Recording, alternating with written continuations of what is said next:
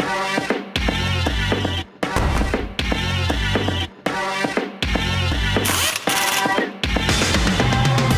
episode number 5 of the Ultimate CAD Chair. Last time we left off, we had a chassis made out of 2x4s. This episode, we're going to get the real chassis back from our manufacturer. To make sure we all get it right, we're going to create some animated assembly instructions. But first, we need to design a routed system for the chair, the wiring, inside SOLIDWORKS. Let's go to work. All right, so like a lot of projects, we've waited until the very end to do our electrical wiring. That's not always ideal. But in SOLIDWORKS, there are some ways to make routing quick and painless. The first thing we need to do is decide where to put the main power supply. Below the floor is a good place, so we'll start there.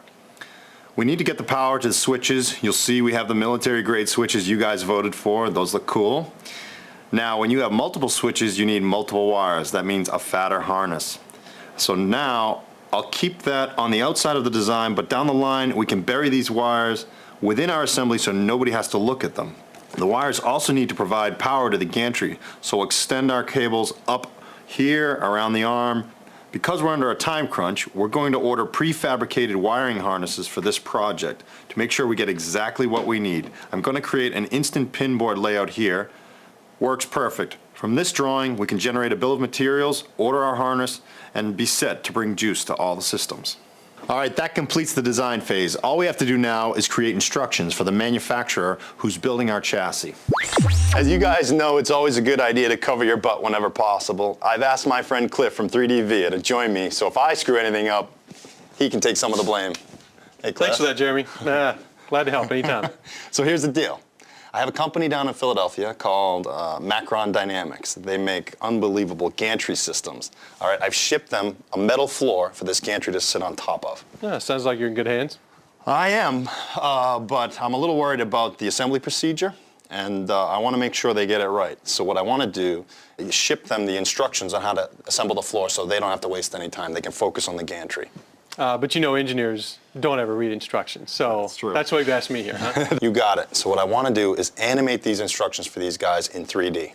Not a problem. I can make the most boring instructions easy to communicate in 3D. Sounds good. Software's already up. Let's get to work. All right, so we'll begin here in 3D Via Composer with your SOLIDWORKS CAD data, starting with the floor. We're not going to recreate anything here, just repurpose it and animate it. So there's our positioning brackets and our floor joists. The laser cut panels are going to go on top. It's crucial that all those pieces line up correctly.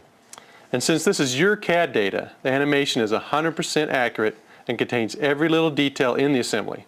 Jeremy, you can sleep easy tonight. All right, so what we're going to do next is demonstrate your rivet placement.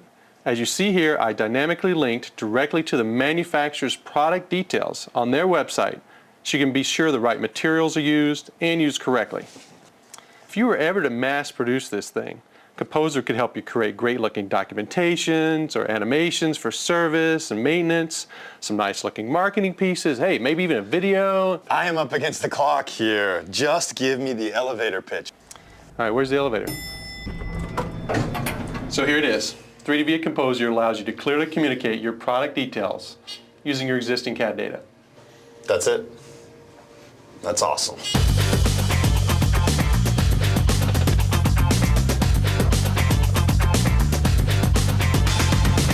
Hey man, thanks for making me look good with these cool animations. Oh, this stuff is easy. You've got the hard job. Well, we're almost there. Larry and the guys from Macron Dynamics have delivered our gantry. Wow, this thing is impressive. Let's take a closer look. So let's start with the floor. And if I take off one of these pieces, you'll see what's going on underneath. Basically, we've got steel subframe. The aluminum piece is laser cut. All we have to do is press in some industrial rivets into these guys, and it holds it down. Easy to assemble, easy to disassemble. And each one of the panels comes with an access for wiring. So if you look down in here, that allows us to quickly disconnect the LED lights that we're going to have on the floor. Back here, our triple monitor setup. We've got these mounts, great design, off the shelf, fit on the gantry perfectly. All right, here's the chair in progress. The fiberglass back looks awesome. It's got this radical surfaced shape. The cushion still needs some work, but it's getting there. All right, let me describe some of the metal pieces of the chair. You've got aluminum armrests. They were water jet cut, and they fit perfect. They look really modern, and they're gonna allow us to recess the controls perfectly. There's a rolled piece of stainless steel here to get our profile, and then that's also connected to this steel swing arm connected upwards to the gantry. Now my team has a bet that this thing is gonna crash and burn. Well, I think it's time to get paid. This thing floats. So here is the key piece, the gantry, and the way it works basically are some left-right motions, like an X-Y axis, and then you've got an up-down motion, or your Z-axis. You can also put a motor at the very end to twist the chair around. It's our key piece. We designed it right with simulation, and that's a good thing because we only had to pay for one of them.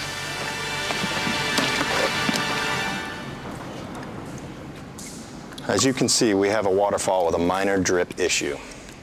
These things are expensive to buy, so we decided to build one ourselves. We've got a leak.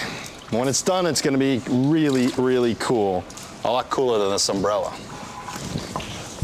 Next time, you'll see our fabricated Ultimate CAD chair with the walls, the lights, the 3D Connexion device all wired up, and our other components. But to give you a preview, our buddy Cliff created this virtual experience of the chair with 3D via scenes. Check it out.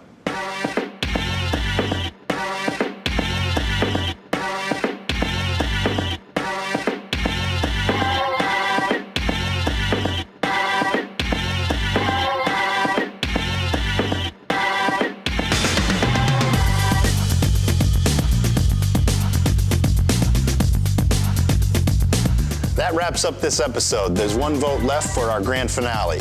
Now, we don't want a regular phone in this thing, so what sort of voice communication system would you want? An aircraft-style headset or a hands-free, voice-activated mic? Get your votes in. Now, I think it's time to take this thing for a test spin. This is CAD Dog requesting a flyby.